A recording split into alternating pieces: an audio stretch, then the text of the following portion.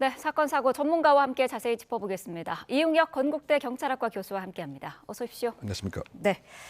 자, 저희가 조금 전에도 전해드렸는데 시장 골목에서 1톤 트럭이 갑자기 돌진한 거지 않습니까? 현장에 있던 2명이 숨졌고 19명이 부상을 입었습니다. 찰나의 순간에 일이었던 것 같아요. 네, 그렇습니다. 마치 그 로켓이 지나가는 줄 알았다. 뭐 이렇게 네. 그 목격자들이 얘기하고 있는 것만큼 그 빠른 속도로 아주 좁은 골목에서 이렇게 그 스치는 것이 아니고 아예 그냥 훑어갔다라고 이렇게 표현한 거 보게 되면 이와 같은 그 상황에 소위 말해서 피하거나 뭐 도망가거나 뭐 숨을 겨를도 없는 이런 네. 그 상태였다. 그 전통 그 시장이다 보니까 아무래도 그 도로도 그 협소하고 또 여러 가지 그 상가에 적재된 그와 같은 여러 가지 물건도 그 많았고 특히 10시 반 이때 가장 그 서민들도 상인들이 이게 운집한 이런 입장이다 보니까 네. 이 2명이 사망자 이외에도 그 19명이 그 중경상을 입게 되는 즉 사상자가 21명이나 발생을 한 이런 그 사안이었던 것 같은데요.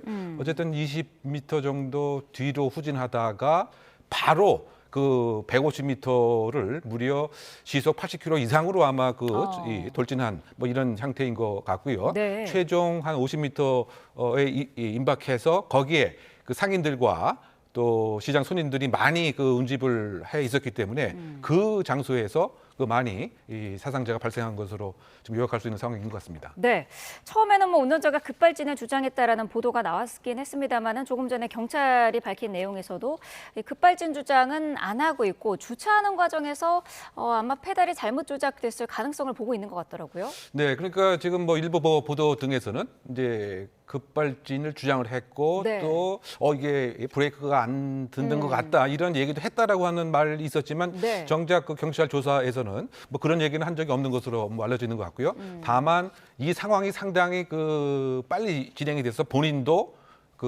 이 경황이 없었다 네. 이런 얘기는 지금 뭐 하고 있는 것 같습니다.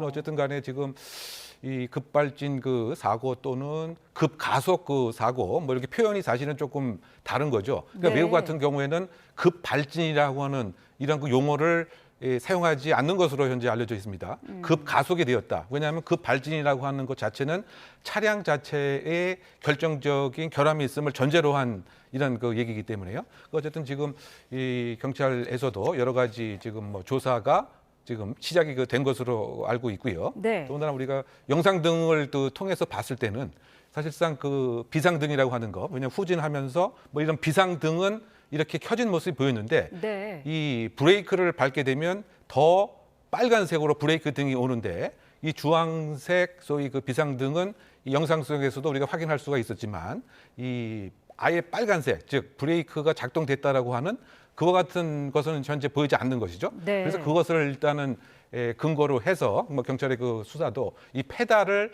잘못 오작동한 것으로 지금 보고 있는 것 같습니다. 또 작년 뭐 7월경에도 사실 그 시청 앞에 있는 한 호텔에서 나오는 그 차량이 사실상은 본인도 그 페달을 잘못 작동을 했다라고 얘기를 하지 않고 소위 말해서 차량이 갑자기 그냥 튀어나왔다라고 얘기를 했지만 나중에 그 국가수와 관련 전문기관의 그 조사를 봤더니 그야말로 그 액셀레이터 그 페달을 거의 그 90%까지 계속 밟고 있었던 것으로 밝혀졌단 말이죠. 네. 그러다 보니까 어쨌든 그 순간적인 판단 착오가 아닐까 생각을 하고 있습니다만 좀 더 면밀한 그 국가수의 그 감정 또 도로교통공단의 그 면밀한 감식 등이 지금 진행되리라고 생각됩니다. 오늘 경찰도 차량을 국과수에 감식을 의뢰한다고 하는데 아무래도 이런 사고 기록 장치 분석을 통해서 그런 그 오조작 부분을 확인하려고 하는 거겠죠? 그렇죠. 결국은 이제 이 데이터가 이를테면 사고 직전 5초 전에서부터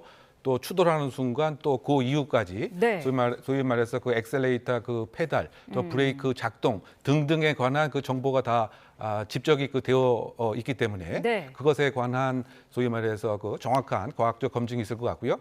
일단 지금 뭐 도로 그 상에도 소위 말해서 스키드 마크라고 하는 것도 현재 없는 것으로 보이는 것이고 네. 또 아까 그 얘기했던 것처럼 브레이크 등이 저는 작동을 안 한 것이지만 그 사고 기록 장치에 대한 검증을 통해서 정확한 사고 원인이 판단되리라고 보입니다. 네, 운전자가 기저질환을 앓고 있었다는 부분도 확인이 됐는데 복용하는 약이 혹시 운전에 영향을 줬을 가능성도 있을까요? 뭐 그럴 가능성을 뭐 배제할 수는 뭐 없다라고 볼 수는 있겠지만 왜냐하면 네. 이건 그 개인차가 있기 때문에 다만 이제 그 기저질이라고 하는 그 증상 자체가 그 뇌혈관이 상당히 그 좁아져서 뭐 순간적인 뭐 판단 자체가 좀 어렵지 않았겠느냐. 근데 본인의 얘기도 몇 년 전부터 이제 진단을 받아서 약을 복용하게 되면 다소 졸음이 오는 경향이 있었지만 뭐 그렇다고 해서 운전에 그 전혀 영향을 주는 것은 전혀 경험을 하지 못했다. 네. 그리고 의사도 뭐 예를 들면 이걸 약을 그 처방을 했을 때 운전을 하지 말아라라고 하는 얘기를 한 적이 없기 때문에 네. 본인이 그 뇌혈관이 좁아지는 병을 기저질환으로서 갖고 있는 것은 사실이지만 운전에는 별 영향이 없었다라고 뭐 본인은 얘기하고 있습니다. 네. 다만 이제 그 연령 등과 이제 관련돼서 보게 되면 그 한 뭐 연구조사 결과에 의하면 20대, 30대의 이른바 그 급발진 사고는 전혀 거의 뭐 없는 것으로 비율이 상당히 아주 그 적은 것으로 반면 이제 그 50대 그 이상 60대, 65세 합쳐지게 되면 약 60% 이상을 그 차지하고 있는 그런 이제 연구 결과를 보게 되면 그 함의하는 바는 아무래도 그 반사신경 또 인지 감각이 이 젊은 층에 비해서 50대, 60대, 70대로 가게 되면 한계가 있는 문제점이 있는 것으로 봤을 때는 글쎄요 어떤 그 급박한 상황에서 반사적 이 신경 반응이 좀 저조하거나 또는 좀 낯선 상황에서 판단 자체, 인지적 판단이 좀 부족한 막 그런 것이 뭐 지난번 이 서울시청 앞에 발생한 사건 등도 그 원인으로 그 꼽았다고 본다면 뭐 이런 것들이 이 판단에 있어서의 착오가 아닌 것인가 뭐 잠정 뭐 추정할 수 있지 않을까 생각해 봅니다. 네, 경찰은 오늘 오전 중에 이 운전자에 대해서 구속영장을 신청할 예정이라고 하는데 앞으로 수사가 어떻게 진행될까요? 그러니까 기본적인 것은 이제 그 DSR에 대한 정확한 분석에 근거한 네. 그야말로 그 페달 오작동에 관한 것에 대한 입증 아니면은 혹시 이 당시 뭐 여러 가지 그 맥락상의 심정적인 문제라든가 또 겪고 있는 이른바 뭐 사회적 뭐 갈등이라든가 혹시 뭐 그것 때문에 혹시 판단을 또 그르친 것은 아닌 것인지 정확하게 되면 이게 그 차량의 자체 결함인 것인지 네. 아니면 페달을 잘못 실수로 판단을 잘못한 것인지 이것을 밝히는 그 수사가 제일 관건이 되지 않을까 보입니다. 네, 작년에도 서울의 한 시장 골목에서 차량 돌진 사고가 일어나서 사상자가 있었는데 이렇게 길이 좀 좁고 사람이 많은 곳에 차량이 다니는 거가 좀 문제인 것 같거든요. 이런 거를 좀 제재할 수 있는 방안은 없을까요? 그 아무래도 일정한 그 차량에 대한 통행 제한 같은 것을 네. 뭐 조례를 통해서 만든다든가 또는 그 특정 그 시간에는 차량 자체를 자체적으로 오지 않도록 하는 네. 뭐 이런 그 합의 같은 것이 좀 필요한 것이 아닌가 그 생각이 되는데요. 뭐 지금 그 말씀하신 대로 목동시장에서도 뭐 10여 명 이상의 그 사상자가 발생을 그 했고요. 그런데 또 수원 그 시장에서는 이런 것에 대한 위험성을 중요한 판단 근거로 삼아서 네. 특정 그 시장에는 아예 그 차량을 갖고 오지 않는 것을 이제 원칙으로 하는 뭐 이런 것도 하나의 그 대안이 되지가 않을까 그 생각이 되고요. 네. 어쨌든 큰 틀에서 보게 되면 이 차량과 인도가 잘 구분이 안 돼 있는 이런 그렇죠. 그 골목길, 전통시장 등에서 이와 같이 그 피해자가 다수가 발생하는 이런 사고가 발생을 하고요. 사실 이 트럭이라고 하는 것이 고속으로 질주해서 추돌을 하게 되면 엄청난 그 사망자를 내기 때문에 네. 사실 뭐 유럽 같은 경우는 그 테러의 그 목적으로서 트럭과 차량을 이용해서 아예 그 돌진하는 뭐 이런 그 수법이 얼마 전부터 많이 사용되고 있습니다. 뭐 그런 측면에서 그 봤을 때는 지금 이런 전통시장, 골목시장뿐만이 아니고 그 도심에서도 이른바 그 경계석 같은 거를 예를 들면 뭐 커다란 화분이라든가 이렇게 미관을 해치지 않는 범위 내에서 인도와 도로에 일정한 가이드 레일 같은 거를 마련하는 것도 중요한 피해의 축소 방안이 아닌가 생각됩니다. 네. 자, 다음 주제로 넘어가 보겠습니다. 아동 성폭행범이죠. 조두순이 또다시 무단으로 거수지를 이탈했다가 적발되는 것으로 확인이 됐습니다. 유서연 리포트를 보시고 이야기 계속 나눠보도록 하겠습니다. 2020년 출소해 경기도 안산에 살고 있는 아동 성범죄자 조두순이 전자장치 부착법 위반 혐의로 또 재판에 넘겨졌습니다. YTN 취재 결과 조두순은 지난달 6일 재택 감독 장치의 콘센트를 빼고 차단기를 내리는 등 작동을 멈추려고 시도한 거로 파악됐습니다. 하지만 미수에 그쳤는데 장치가 내부 배터리로 비상 작동했고 보호관찰소도 이를 알고 제지에 나선 겁니다. 검찰 관계자는 재택 감독 장치에 강제력이 가해지면 보호관찰소에 신호가 간다며 이에 따라 조치가 가능했다고 설명했습니다. 조두수는 이로부터 나흘 뒤인 지난달 10일 오전 8시쯤 거주지 외출 제한 명령을 위반한 혐의도 받습니다. 조두순의 무단 이탈은 이번이 처음이 아닙니다. 재작년 12월 초에는 야간 외출 금지 명령을 위반한 혐의로 징역 3개월의 실형을 선고받았습니다. 이뿐 아니라 올해 3월부터 6월 초까지 초등학교 학교 시간에 4차례 외출하고 한 차례 재택 감독 장치를 훼손한 혐의로도 지난 9월 기소됐습니다. 조두수는 선망으로 추정되는 정신 이상 증세가 더 심해지고 있는 것으로 전해졌는데 검찰은 법원에 치료 감호도 청구했습니다. 지난달 21일 추가 기소건은 기존 재판에 병합돼 오는 26일 첫 재판이 열립니다. 재판부는 선고와 함께 치료 감호 명령 여부도 함께 판단할 예정입니다. YTN 유서연입니다.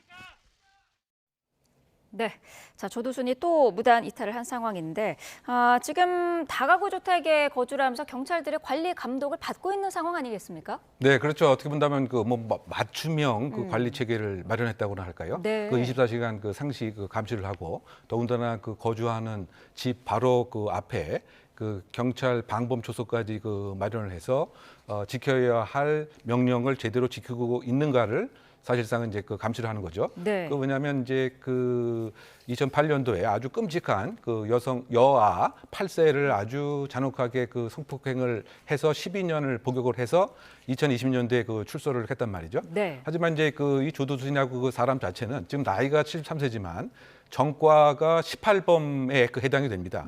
그러니까 어떻게 본다면 그 우리 범죄의 분류로 봐서 만성적 범죄인 또는 직업적 범죄인 평생을 범죄로 일관된 그 대표적인 그런 사람인데요. 네. 그러다 보니까 그 사회에 상당히 그 불안을 조성을 하고 더군다나 거주하는 그 시민 주민의 입장에서는 상당히 그 불안감을 겪을 수밖에 없기 때문에 네. 그 정부에서도 특단의 조치를 취했고 또 그 법원에서도 여러 가지 뭐 준수해야 할 명령 뭐 이를테면 특정 시간에 외출을 하지 못하도록 한다든가 네. 또는 음주를 하지 못하게 한다든가 또는 그 교육시설 여기에는 이제 아이들이 많으니까 여기에 대한 접근을 뭐 막는다든가 이런 이제 지켜야 할 준수사항을 제대로 하고 있는가에 관해서 이 경찰, 보호관찰 등이 네. 면밀한 이제 감시를 할 수 있도록 집 앞에 여러 가지 그런 제도를 두었던 것이죠. 지금 알려진 바에 의하면은 지금 조두순이 선망 증세로 추정되는 그 정신 이상 증세를 지금 보이는 것으로 확인이 됐는데 이게 어떤 건지 궁금하고요. 이걸로 인해서 지금 일반적으로는 치료 감호를 받아야 되는 거 아니냐 이런 목소리가 높거든요. 어떻게 예상하시나요? 일단 뭐 선망 증상이라고 하는 것은 그 뇌가 고장이 났다 쉽게 네. 표현하면 말이죠. 제대로 합리적 판단을 못할 뿐만이 아니고 예를 들면 환각, 환청 또는 다른 사람이 나를 그 해치려고 한다. 왜냐하면 정신 착란 증상이다. 뭐 이렇게 생각을 하면 될 것 같고요. 네. 일반 그 인해 같은 경우는 이를테면 그 마취를 통한 수술을 아주 크게 한 경우라든가 그런 경우에 한 일주일 정도 그 선망 증세 같은 것이 그 있단 말이죠. 네. 누가 누군지를 그 알아보지 못하고 내가 여기에 왜 있는지 여기 어딘지 이렇게 이제 모르는 소위 말해서 그 순간적 뭐 정신착란 증상이라고 요약할 수가 있겠는데 네. 지금 그 조두순 같은 경우는 뭐 이런 시기가 상당히 지금 올 초부터 뭐 지속되는 것으로 지금 뭐 생각이 그 되고 있고요. 네. 더군다나 그 치료 감호에 대한 그 청구가 아마 그 필요한 이유 자체가 지금 여러 가지 그 위반 그 사항들이 상당히 많이 있단 말이죠. 제가 아까 전과 18범까지 그 얘기를 했습니다만 네. 2023년도에도 이와 같이 이제 그 보호관찰 대상임에도 그 불구하고 외출을 금지하도록 되어 있는데 야간 네. 시간에 그것을 위반해서 사실상은 외출했던 거죠. 그래서 이것에 대한 이제 그 전자 장치 부착법 위반으로 또 3개월을 실형을 받게 되었습니다. 네. 그것이 2023년 12월 말이었다고 한다면 올해 3월 달에도 이를테면 이제 등하굣길에 또 외출을 금지하도록 돼 있는데 네. 이때도 무려 그 4회 이상 이탈을 했던 이런 그 사항이 있었고 불과 그 지난달에도 이 자택에 있는 감독 장치를 훼손을 하고 네. 여러 가지 전자 장비를 브로치를 빼고 이와 같은 시도를 하는 것도 또 있었던 거죠. 그래서 현재 이 건으로 또다시 그 재판이 이루어지고 있는 이런 과정이 있습니다. 그래서 아마 그 다음 주 26일로 제가 기억하고 있는데요. 지금 이 전자장치 부착법 위반 사항으로 재판이 지금 열릴 예정이 있거든요. 네. 그렇다 본다면 지금 선망에 관한 이제 문제 그리고 이렇게 계속적인 그런 공포스러운 또 상황에 있어서의 형사 한목적 정책의 입장에서 보게 되면 이 본인 자체에 대한 면밀한 정신적 감정을 통해서 네. 좀 더 체계적인 치유를 해두는 것이 더 필요하지 않겠는가. 그래서 이제 치료 감호를 이 검사가 그 청구를 한 것 같고요. 네. 아마 그 재판 과정에서 치료 감호라고 하는 명령이 부과될 가능성이 이제 크게 된다. 네. 그렇다 본다면 이 치료 감호라고 하는 것은 사실상은 이 병원에 지금 공주에 있는 그 병원에 어떻게 본다면 신체의 자유가 그 제한되면서 이 정신적인 치료를 먼저 하고 네. 그다음에 혹시 이제 징역이 선고되게 되면 그다음에 그 형을 집행하게 되는 이제 이러한 지금 논의와 그 법 정책이 시행되지 않을까 예상해 봅니다. 네, 알겠습니다. 자, 다음 주제로도 좀 넘어가 보겠습니다. 합계도 수업 도중에 9살 아이가 하반신 마비가 되는 일이 벌어졌는데 이게 보니까 지난 5월에 일어난 사고인데요. 합계도장의 관장이 뒤늦게 검찰에 송치가 됐더라고요. 네, 그 이제 8살 이제 그 아이인데요.